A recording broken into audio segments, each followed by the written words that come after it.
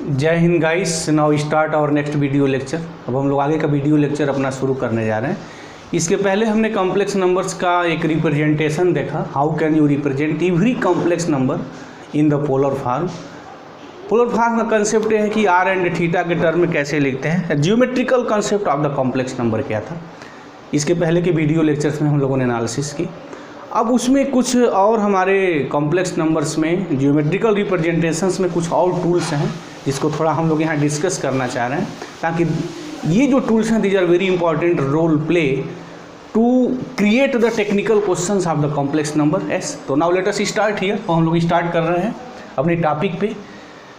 Topic हमारा ये था कि किसी भी कॉम्प्लेक्स नंबर्स को कोई भी कॉम्प्लेक्स नंबर्स मीन्स z-0, अगर कोई भी कॉम्प्लेक्स नंबर है, मतलब कि ये non zero complex number z is written as z is equal to r cos theta plus r iota sin theta. Any complex number can be written in the form, और इस farm को ही हम लोग polar form कहते हैं, जहाँ r की जो मेरी वैल्यू थी और वो जो कॉम्प्लेक्स नंबर था z is equal to a plus iota b, और यहाँ से जो r की वैल्यू आती है root a square plus b square, और जो थीटा था हम लोगों का this is the tan inverse a by B, ये मेरा था, क्योंकि a जो हो गया मेरा r cos थीटा हो गया और b is equal to r sin theta, नहीं b बाई ए आप दिस, क्योंकि यहाँ से अगर हम कंपेरिजन करते हैं तो कंपेरिजन कर लिया जाए, जो रियल पार्ट है वो मेरा a is equal to r cos theta and b is equal to r sin theta. तो tan थीटा अपटेंड जब होगा r sin theta upon r cos theta, मतलब b बाई ए एस। तो this is the your b by a, और इसी को हम लोग आर्गूमेंट ऑफ z भी कहते हैं। This is the argument of z is equal to tan inverse b by a. अब इस आर्गूमेंट ऑफ z के कंसेप्ट पे ही एग्जामिनर गेम खेलता है, तो हम लोग इसकी थोड़ा एनालिसिस कर दें कि आर्गूमेंट ऑफ z से किस तरीके से क्वेश्चंस काफ़ी क्रिएटिव किए जाते हैं, क्रिएटिव क्वेश्चंस डेवलप किए जाते हैं। तो आर्गूमेंट ऑफ z, अब इसके लिए हम एक अलग टाइप की सोच यहाँ रख रहे हैं, मतलब एक ट्रिक बताने जा रहे हैं, ट्रिक डेवलप कर रहे हैं कि कैसे हम किसी भी टेक्निकल क्वेश्चंस को जब आर्गूमेंट घूमता है तो एक ही चीज़ सबका जो है सलूशन दे देगी, उसकी हम यहाँ बात करने जा रहे हैं। तो now let us start here. तो उसके लिए क्या है उसके लिए ये है कि ये मेरा हो गया, दिस इज द, हम आर्गेंट प्लेन भी बोलते हैं, एक्स वाई प्लेन भी बोलते हैं रिप्रेजेंट। और जब हम कॉम्प्लेक्स प्लेन में बात करेंगे इसकी, तो ये मेरी रियल एक्सिस होती है, दिस इज द एक्स, ये एक्स डैश, कैपिटल लिखे स्मॉल लिखे कोई मतलब नहीं है, ये Y, this is the Y dash and this is the origin. और कोई भी कॉम्प्लेक्स नंबर मेरा था, इसके पहले के वीडियो लेक्चर्स में हम लोगों ने काफ़ी डीप में अध्ययन किया था, z is equal to A plus iota B, और इसको पॉइंट्स में हम लोग ए बी लिखा करते थे, रिप्रेजेंटेड बाय दिस। अब आर्गूमेंट ऑफ z की मीनिंग मेरी ये हो रही थी, दिस इज द थीटा। तो सबसे पहले क्या करना है, हम आर्गूमेंट ऑफ z कैसे निकालेंगे कि ये जो एंगल निकल रही है किसी भी कॉम्प्लेक्स नंबर्स में, लेट कर लीजिए alpha is equal to tan inverse mod of p by A, this. अच्छा, a and b real number है, तो जब मैं इसका मॉड लूँगा तो डेफिनेटली ये पॉजिटिव हो जाएगा, तो पॉजिटिव निगेटिव का लफड़ा मॉड फिनिक्स कर देगा। और tan इनवर्स से जो वैल्यू निकलेगी, अगर ये पॉजिटिव है तो मेरी फर्स्ट क्वाड्रेंट की आएगी। अब अगर कोई कॉम्प्लेक्स नंबर हमारा सेकेंड क्वाड्रेंट में दिया हुआ है तो हम आर्गूमेंट कैसे निकालेंगे, मतलब ये कि if this is a z, for example z is equal to 1 minus iota, this, अगर ये दिया हुआ है, नहीं सॉरी -1 प्लस आयोटा, तो यहाँ जो r cos थीटा है, r cos theta means real parts, और यहाँ रियल पार्ट्स -1 है, तो this is the -1 iota, this is the r sin theta, क्योंकि किसी भी कॉम्प्लेक्स नंबर्स को हम ये लिखेंगे r cos theta plus r iota sin theta. अब r cos theta real parts है तो real part -1, imaginary parts I का आयोटा का जो कोफिशिएंट है r sin थीटा, और यहाँ आयोटा कोफिशिएंट 1 है, तो दिस इज द 1 ईयर। ये तो ऑर्डिनरी हो गई स्टूडेंट के लिए कि r cos theta r sin theta कैसे निकालेंगे। किसी भी कॉम्प्लेक्स नंबर्स को निकालना है तो फिर रियल इमेजिनरी पार्ट्स अलग अलग कर दिए, तो रियल आर कास थीटा है और इमेजिनरी जो पार्ट्स है आर साइन थीटा है। अच्छा, अब आर कैसे निकालते हैं, तो एक और फार्मूला हमारा, अगर ये फार्मूला स्टूडेंट अगर यूज कर लेते हैं तो काफ़ी ईजी रहेगा। और हमें चाहेंगे कि टाइम मैनेजमेंट, टाइम बचाना, दैट इज़ द इम्पॉर्टेंट, तो इसको याद ही कर ले तो दैट इज़ बेटर। और जब भी वो यूज करें थीटा और आर्गूमेंट्स, तो हमेशा वो इस एंगल को पहले निकालें। तो चलते हैं, हम देखते हैं तो आर की वैल्यू क्या है कि अगर हम यूज करें हैं तो ताबड़तोड़ अपनी बात मैं कर सकता हूँ। आर की जो वैल्यू होगी √a² + b², रियल इमेजिनरी का स्क्वायर है तो सॉरी 1² मतलब 1 + 1, तो दिस इज द √2। अच्छा, tan थीटा कैसे निकालेंगे, theta is equal to what, ये है हमारा tan inverse, this is the what, this is the b/a, और b क्या इमेजिनरी पार्ट्स, तो imaginary parts this is the 1/-1, this यानी tan इनवर्स हमारा -1 हो गया। दिस वैल्यू आ गई हमारी। अब ये जो हमारा कॉम्प्लेक्स नंबर हुआ, अगर इसका हम लोग जियोमेट्रिकली रिप्रेजेंटेशन से देखें तो यहाँ से -1 डिस्टेंस ये हो गया, और आयोटा का कोफिशिएंट 1 है तो 1 डिस्टेंस यहाँ हो गया, तो this is the point, this point represent 1 -1 plus iota and represented by -1 1 s। अब यहाँ समोर्जिन को मिला दें, और बताया भी था हमने कि पॉजिटिव डायरेक्शन से जो ये मूवमेंट होता है, this is known as the argument of that complex number. तो अब हम लोग निकालेंगे कैसे, तो डेफिनेटली एक बात समझ में आ रही कि जो होगा वो 90 डिग्री से ज़्यादा होगा। अब यहाँ आया है मेरा tan इनवर्स -1, अब तो tan इनवर्स -1 किसकी वैल्यू होती है, tan 45 की जो वैल्यू होती है, दिस tan 45 इसकी वैल्यू 1 होती है। और tan निगेटिव कहाँ होता है, tan निगेटिव हमारा इस क्वाड्रेंट में होता है, दिस क्वाड्रेंट। अच्छा, अगेन इस क्वाड्रेंट में भी निगेटिव होता है, तो मीनिंग हमारी ये हो गई कि अगर tan पाई माइनस में लिखूं, मीनिंग tan 180 - 45 लिखूं, तो वो भी वैल्यू मेरी माइनस आएगी। और मैं यहाँ अपनी अगर बात लिखूं, कौन बात, tan 360 - 45, तो वो वैल्यू भी मेरी -1 आएगी। तो अब क्वेश्चन ये इराइज होगा कि हम ये वैल्यू लिखेंगे कि ये वैल्यू लिखेंगे, और जो लिसनर हैं, स्टूडेंट्स हैं, जो बिगिनर स्टूडेंट हैं, वो फंस जाते हैं, देयर इज़ ए प्रॉब्लम है। जब अच्छी खासी तैयारी करने वाला स्टूडेंट भी फंस जाता है, तो उसके लिए हम एक ही साधे सब जाए, एक वो थोड़ा वहाँ एक बड़े ब्रह्म सूत्र की मैं बात करने जा रहा हूँ, कैसे वो निकालेंगे, किस स्टेप पे वर्क करेंगे। तो now let us start here. उनको ऐसे नहीं लगाना है, उसके लिए हम कैसे निकालते हैं ये हाँ बात हम कर रहे हैं। और इस वीडियो लेक्चर्स को बड़ा सीरियसली वॉच करें वो। अब हम क्या करेंगे, सबसे पहले अल्फ़ा निकालेंगे, और ये माड की वैल्यू है। अब यहाँ जब हम अल्फ़ा निकालेंगे, दिस अगर मैं यहाँ अल्फ़ा कर दूँ, this is the alpha here, तो फिर ये माड हो जाएगा, दिस इज़ द माड। अच्छा, अब अगर ये माड हुआ तो फिर प्रॉब्लम माइनस का लफड़ा फिनिश, क्योंकि माड के अंदर जो भी क्वांटिटी होती है जब बाहर निकलती है तो प्लस हो जाती है, तो दिस इज़ द 1 हियर। अब इसकी जो वैल्यू होगी हमारी, ये दिस इज़ 45 π/4 हो गया, 45 डिग्री हो गया दिस। अब अगर इस क्वाड्रेंट में कोई कॉम्प्लेक्स नंबर है तो हम कैसे लिखेंगे, इस क्वाड्रेंट में कोई कॉम्प्लेक्स नंबर है तो कैसे लिखेंगे, इस क्वाड्रेंट में कोई अगर कॉम्प्लेक्स नंबर तो उसका आर्गूमेंट कैसे लिखेंगे। अगर इस क्वाड्रेंट में है तो ये लिखते हैं argument of z is equal to tan inverse this b/a। Mod भी लिख दीजिए साथ में, कोई फर्क नहीं पड़ता है। और ये एंगल मैं अल्फा लिख रहा हूँ, दिस इज अल्फा। अब अगर कोई कॉम्प्लेक्स नंबर सेकंड क्वाड्रेंट में दिया हुआ है, मीनिंग ये है, तो इसको थोड़ा हम डिलीट कर दें। अगर सेकंड क्वाड्रेंट में है, इन द सेकंड क्वाड्रेंट, तो वो जो लिखा जाता है, इसको मैं पूरा डिलीट कर दूं, चलते हैं पूरा डिलीट ही कर देते हैं, क्योंकि जो ब्रह्म सूत्र है वो बड़ा कायदे से दिखाई देना चाहिए, क्योंकि वो ब्रह्मास्त्र की तरह वर्क करेगा, और ये जहाँ वर्क होगा वो फेल नहीं होने देगा किसी कीमत पे जब आप आर्गूमेंट निकालेंगे।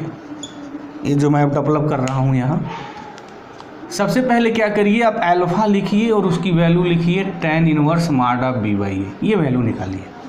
अगर वो कॉम्प्लेक्स नंबर सेकेंड क्वाड्रेंट में पड़ता है तो वो पाई माइनस अल्फा होगा दिस। अगर थर्ड क्वाड्रेंट में पड़ता है तो माइनस पाई प्लस अल्फा लिखते हैं। फोर्थ अगर क्वाड्रेंट में है तो माइनस अल्फा लिखते हैं। और जो इस वीडियो लेक्चर्स को देख रहा है प्लीज़ इसको नोट कर लें ये रहस्य कितना काम देगा उनको, हमारे जो 11th-12th के स्टूडेंट्स हैं जब वो तैयारी करेंगे।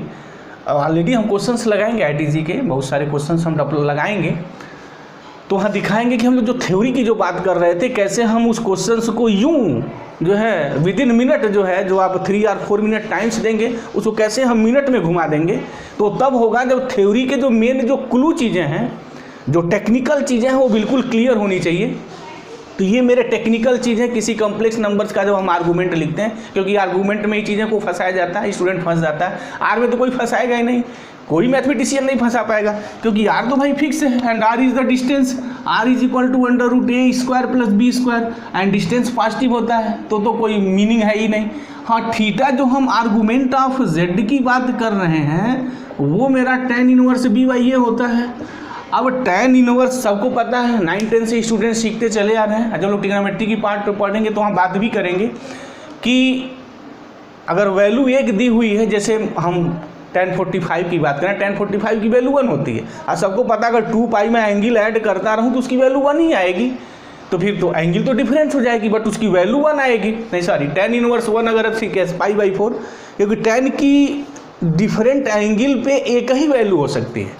तो इसका मतलब ये हुआ कि ये कॉम्प्लेक्स नंबर्स का जो रिप्रेजेंटेशन इन पोलर फॉर्म में है वो यूनिक नहीं है। हम इनफाइनाइट नंबर, क्योंकि आर तो चेंज नहीं होगा ना, आर तो फिक्स हो जाएगा, बट थीटा एक ही वैल्यू के लिए चेंज हो जाएगा। जैसे 45 की डिग्री की बात करें तो tan 45 की वैल्यू वही होगी 45 की जो 360 + 45 होगी। अब इसमें अगेन आप 360 जोड़ दीजिए तो 720 + 45 होगी। अगेन इसमें 360 जोड़ दीजिए तो tan की वैल्यू 1 आएगी, इसकी वैल्यू 1 आएगी, इसकी भी वैल्यू 1 आएगी।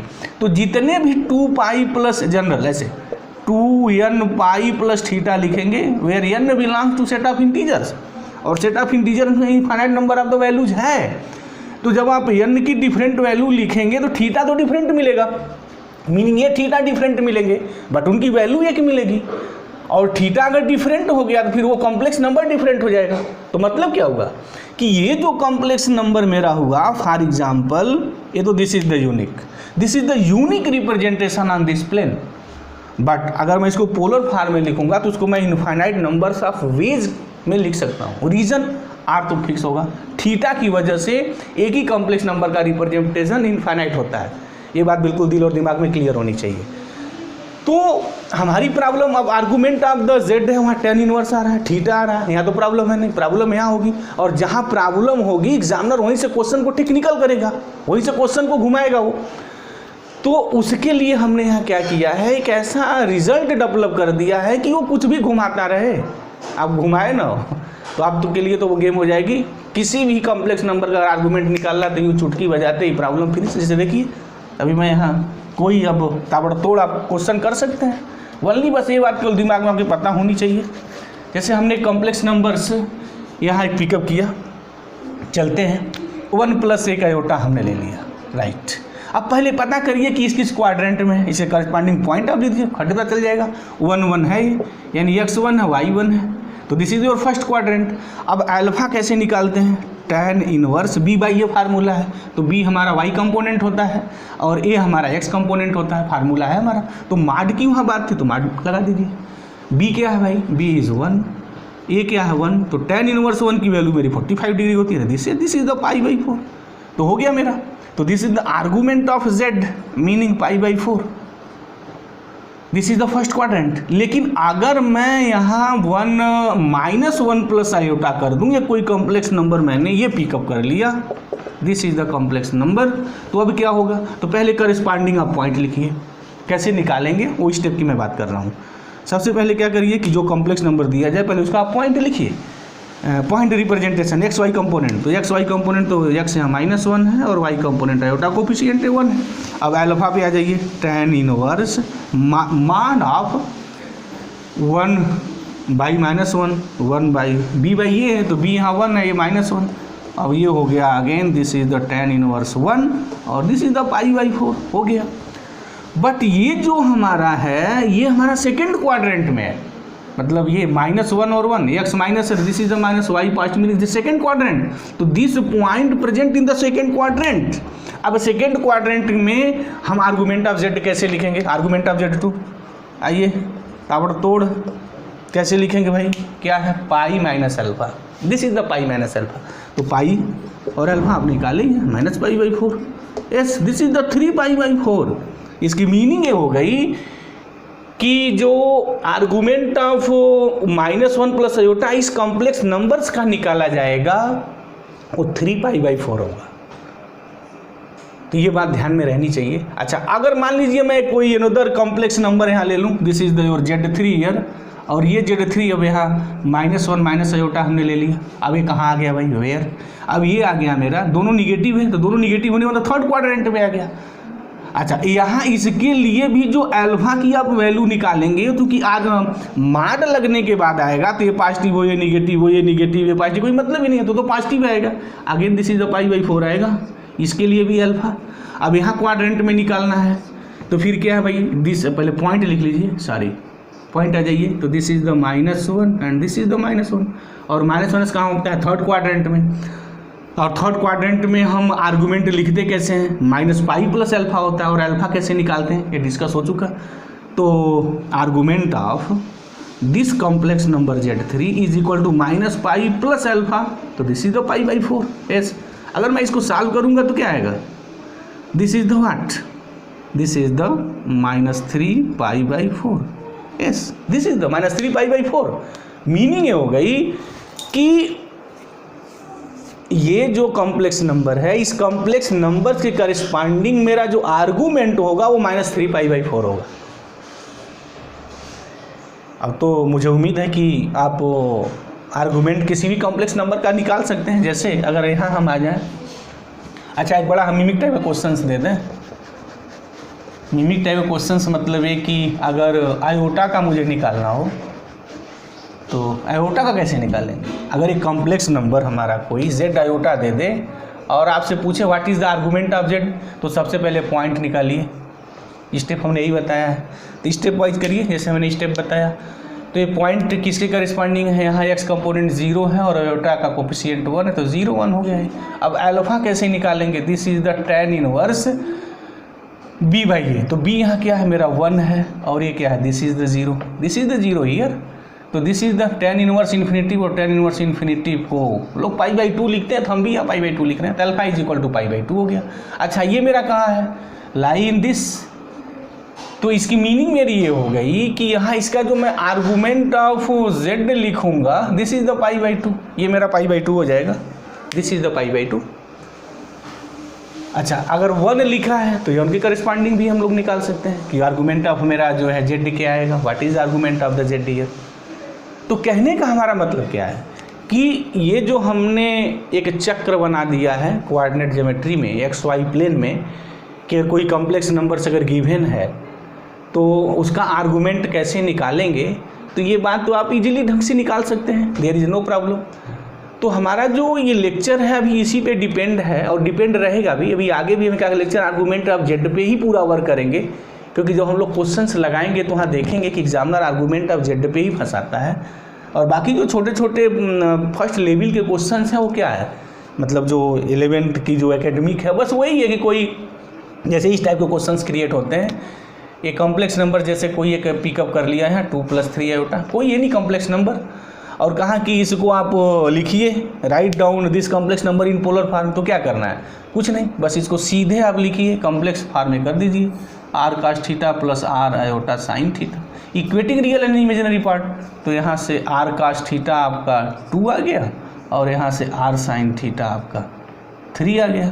अब यहाँ से r निकाल लीजिए, फार्मूला यही है, a² + b² s। तो r इज इक्वल टू क्या लिखेंगे, व्हाट, a² + b², तो 4 + 9 मतलब √13 हो गया। थीटा की वैल्यू कितनी आएगी, थीटा इज इक्वल टू होता है tan इनवर्स, और हमेशा थोड़ा मार्ड में आप लिखा करिए और उसके करस्पॉन्डिंग पॉइंट पता करिए, what is the theta angle this. तो ये जो मेरा थीटा इज द आर्गूमेंट, और जो थीटा आर्गूमेंट है उसके अकॉर्डिंग ही हम लिखेंगे। क्या लिखेंगे भाई, ये 2 है और ये 3 है, तो फिर अल्फा वही हमारा मार्ड, और मार्ड मेरी वैल्यू वही रहेगी, तो दोनों पॉजिटिव है। व्हाट b/a, तो b मेरा यहाँ 3 है और ये मेरा यहाँ 2 है, तो this is the tan inverse 3/2, दोनों पॉजिटिव है तो मार्ड हटा दिया जाए, 3/2 हो गया। तो यानी tan theta is equal to मेरा 3/2 हो गया। या theta is equal to tan inverse this. अब अच्छा इसको मुझे लिखना है तो फिर एंगल तो कोई ऐसी आई नहीं भाई, tan इनवर्स 3/2 कितनी एंगल में आएगा तो जनरल पता नहीं, तो छोड़ देते हैं उसको, वैसे ही रहने देते हैं। तो लिखते कैसे हैं देखा जाए। अब ये जो मेरा कॉम्प्लेक्स नंबर हुआ z is equal to 2 + 3 iota is equal to r, this is r common कर लें, r इज इक्वल टू √13, ये हो गया। उसके बाद क्या है cos वाट थीटा अभी हमने निकाला tan इनवर्स 3/2, ये हो गया, plus sign iota sine again tan inverse 3/2। अच्छा अगर कोई सुविधा अनुसार ये एंगल निकलती तो एंगल निकाल के लिख देते, अगर नहीं निकल रही है तो नहीं लिखेंगे, सीधी सी बात है।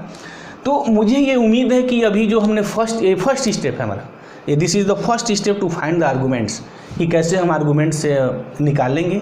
अब ये जब हम लोग सेकेंड लेवल की बात करेंगे, सेकेंड लेवल की, this is the first level, second level की बात करेंगे तो कुछ और टेक्निकल कॉम्प्लेक्स नंबर्स के हम लोग आर्गूमेंट कैसे लिखेंगे। उसके बाद हमारा थर्ड लेवल्स, उसके बाद हमने कुछ टेक्निकल क्वेश्चंस पिकअप करेंगे, how can you right here. तो अभी हम लोग इस पर एक लेक्चर्स और यहाँ जो आर्गूमेंट ऑफ जेड हैं उस पर, उसके बाद कुछ और प्रॉपर्टीज है उसकी बात करेंगे। तो मुझे उम्मीद है गाइस कि ये जो हमारा लेक्चर्स चल रहा था, this lecture is clear here. इसके आगे के वीडियो लेक्चर्स में अब हम लोग बात करेंगे अगेन। तो thank you very much guys, जय हिंद।